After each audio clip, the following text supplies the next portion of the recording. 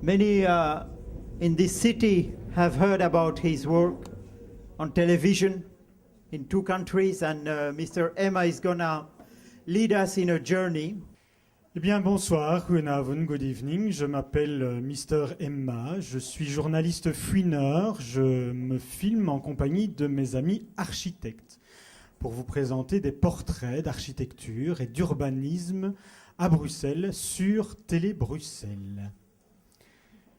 Alors en fait, il paraît que j'ai 20 fois 20 secondes pour vous parler d'architecture.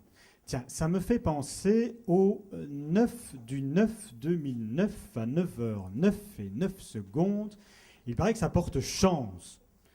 Bon, mais moi j'aimerais bien savoir c'est quoi cette folie numérologique. Et tiens, je vais vous présenter ma sœur qui s'est mariée le 7 juillet 2007. Elle m'a dit « Ah, ben ça va me porter chance ». Eh bien oui, c'est sûr, elle vient de divorcer le 9 du 9 2009.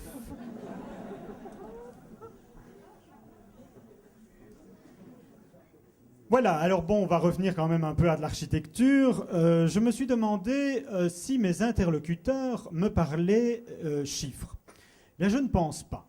Et pourtant, je pourrais vous dire que j'en suis à ma 4e année d'émission sur Télé Bruxelles, la 3e année sur TNA, qui est une chaîne en France, ce qui veut dire que j'ai réalisé 3 fois 36 émissions de 11 minutes, ce qui fait au total 108 émissions, ce qui fait un total de 1188 minutes, et je ne vous parle pas, bien évidemment, des heures de rush des programmes que j'ai filmés.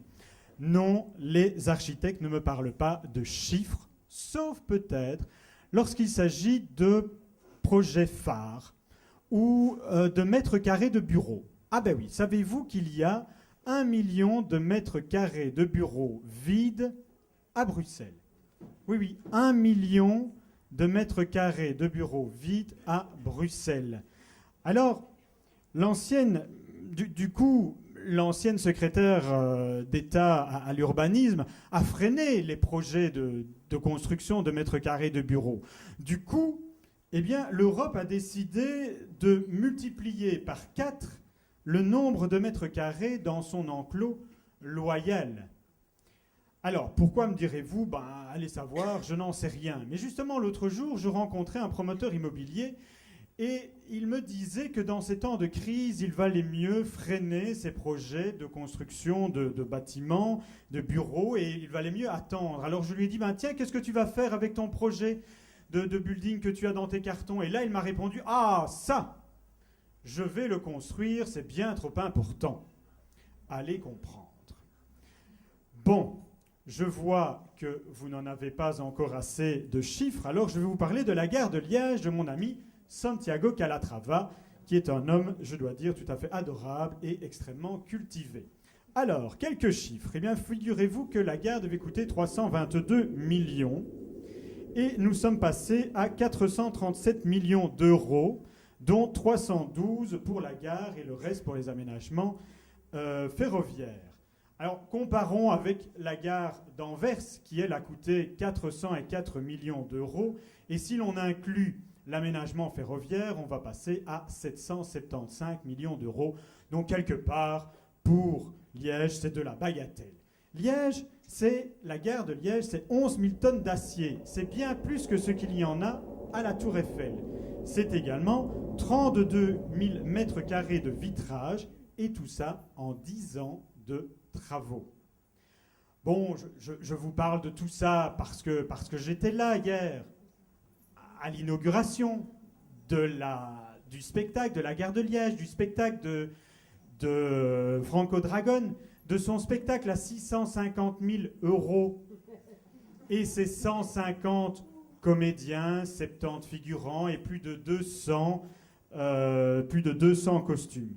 Savez-vous qu'il y a eu 22 trains qui ont circulé, entrés et sortis pendant le spectacle de Franco Dragon? Ça, c'est une prouesse technologique ou technique.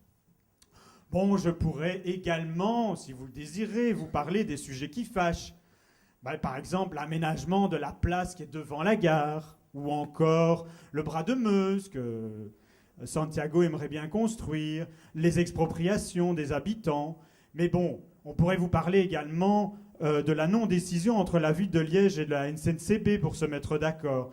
Rien que le coût de la place serait de 53 millions d'euros pour la place devant.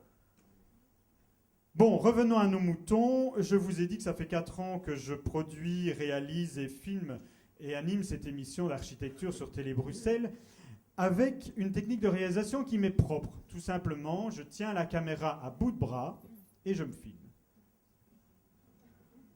Voilà. Alors tout ça, de manière professionnelle, je pense être le seul au monde à le faire.